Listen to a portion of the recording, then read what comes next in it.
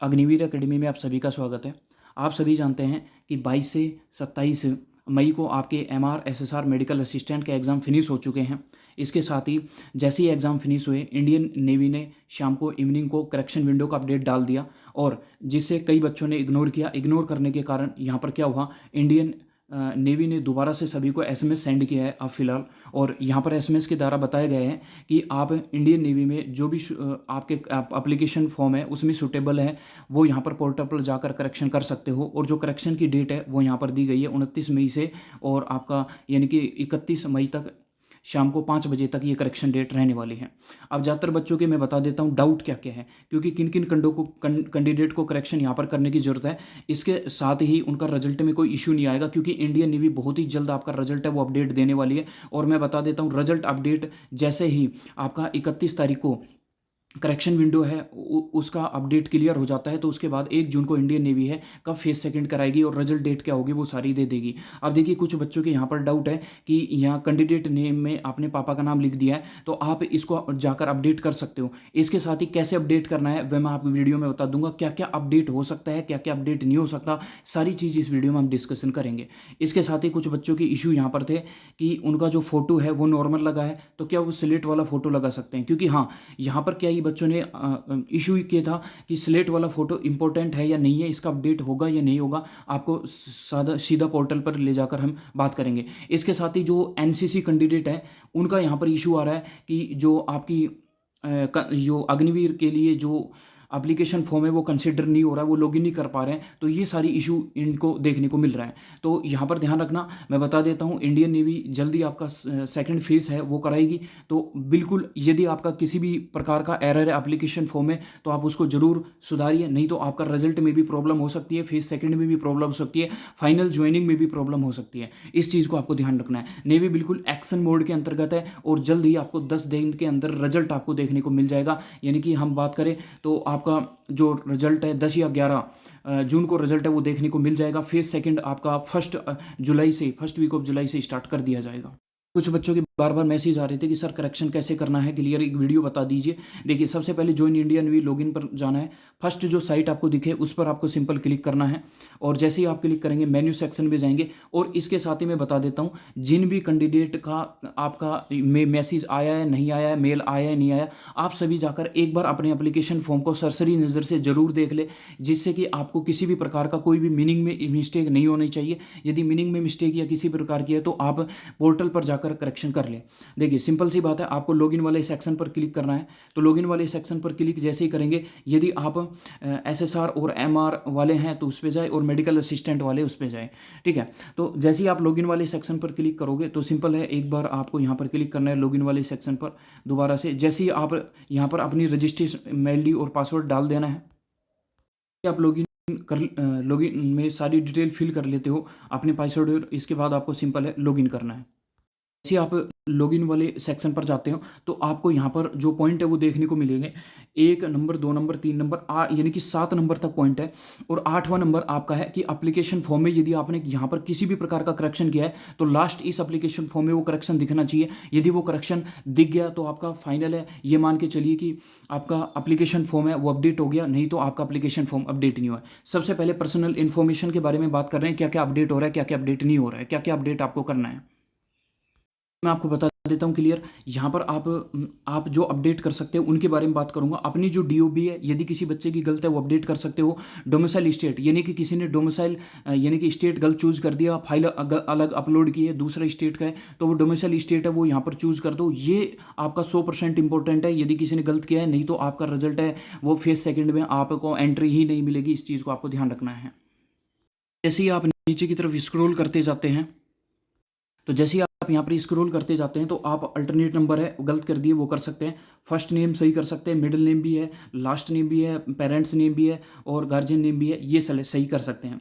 इसके साथ ही यदि मैं बात करूँ जेंडर के बारे में, मेल फीमेल, यदि ये भी गलत कर दिया वो कर सकते हैं। आइडेंटिफिकेशन मार्क्स फर्स्ट और सेकेंड, यदि आपने यहाँ किसी भी प्रकार की एरर है तो वहाँ पर नहीं हो सकता। नो मार्क यहाँ पर कई बच्चों ने किया है तो फेज सेकेंड में दिक्कत आ सकती है, इस चीज़ को आपको ध्यान रखना है।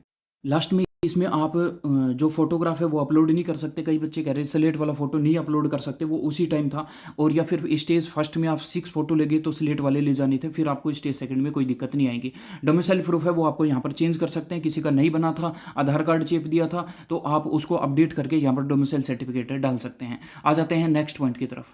उसके बाद आपको सिंपल सी बात है, यदि कहीं पर अपडेट किया है नाम से संबंधित, ड्यू से संबंधित, तो अपडेट चेंजेस है उस पर जाकर आप क्लिक कर सकते हैं। आपको सिंपल सी बात है, सेकंड ऑप्शन पर एडिशनल इन्फॉर्मेशन पर क्लिक करना है। जैसे ही एडिशनल इन्फॉर्मेशन पर क्लिक करेंगे तो आपके सामने इंटरफेस बता देता हूँ। जैसे यहाँ पर जाएंगे तो एडिशनल इन्फॉर्मेशन आप इधर ये दिस यानी कि file can not be edit, इस फाइल को आप कैन फील्ड को आप एडिट नहीं कर सकते।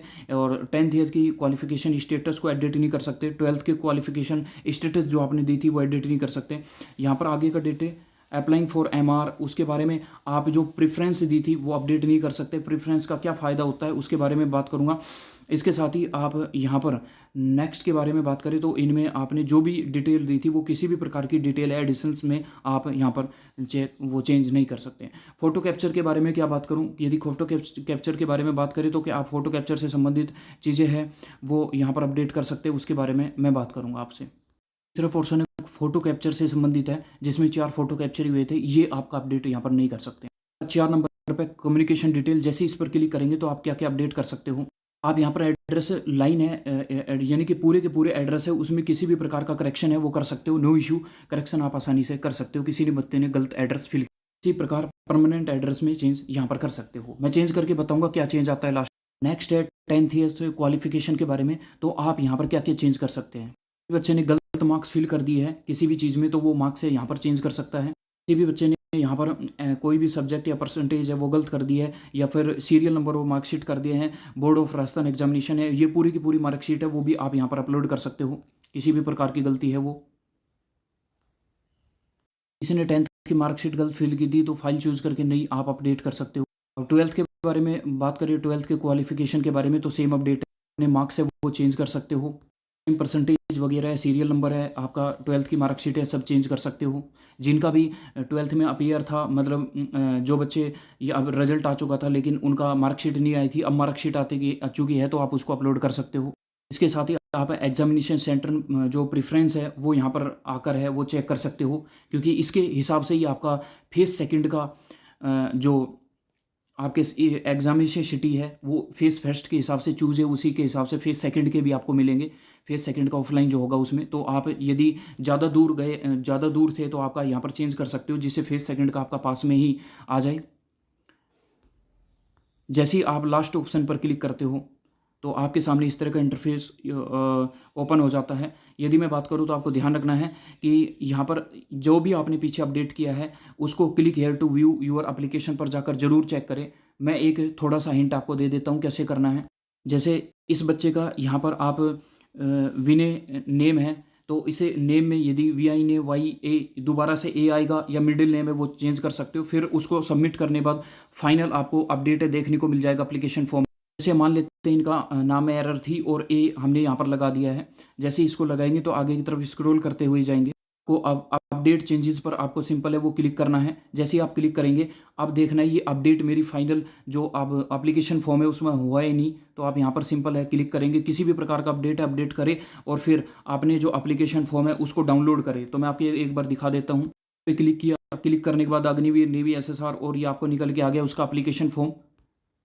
और देख सकते हैं जो अब फाइनल एप्लीकेशन फॉर्म सबमिट हुआ उसमें ए वर्ड हमने चेंज किया तो वो आ गया। तो जिनमें चेंज कर सकते हो वो आप यहाँ पर जाकर चेंज कर सकते हो। एनसीसी कैंडिडेट है, यदि इनका ओपन हो रहा है लॉगिन करने के बाद और सर्टिफिकेट में कोई इशू है तो उसको अपलोड कर दीजिए, आपका सारे इशू सॉल्व हो जाएंगे। मिलते हैं नेक्स्ट वीडियो में, तब तक के लिए जय हिंद।